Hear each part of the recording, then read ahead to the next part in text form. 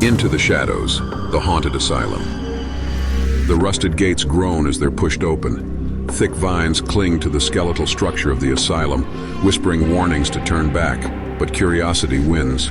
Cameras in their hands, a group of friends cross the threshold of history, not knowing they've also crossed into the realm of a restless, vengeful spirit. Inside, the air is oppressive. Faded graffiti overlays walls marked with the peeling remains of patient records. A faint scratching sound echoes from a distant hallway. Just the wind, they assure each other, but their unease grows with each step. The group splits up, drawn by the lure of strange discoveries. An operating table stained with rust and something more sinister, cabinets lined with jars of cloudy liquid holding unidentifiable specimens. This wasn't just a place for healing, it was a theater of pain, and somewhere deep within something is watching. As one member of the group touches a peculiar medical tool carefully arranged on a shelf, the air suddenly changes. A low, guttural moan reverberates through the halls. Footsteps, impossible, heavy and dragging, echo closer. They weren't alone after all. The spirit they've awakened isn't just a shadow.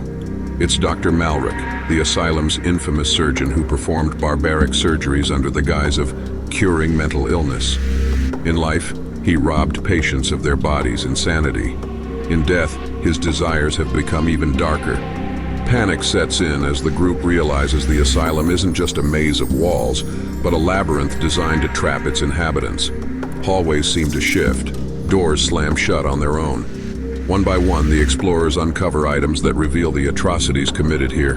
A box holding patient restraints, a faded photograph of a woman screaming during surgery.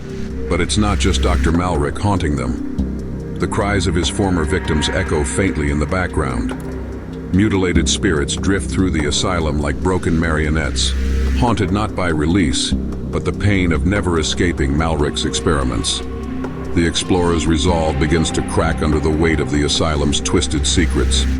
Now Dr. Malrick's focus turns to his new patients. The group desperately attempts to escape, but the doctor seems to manipulate their path. One by one, they're dragged into the darkness, their screams absorbed by the walls as if the building itself craves their fear.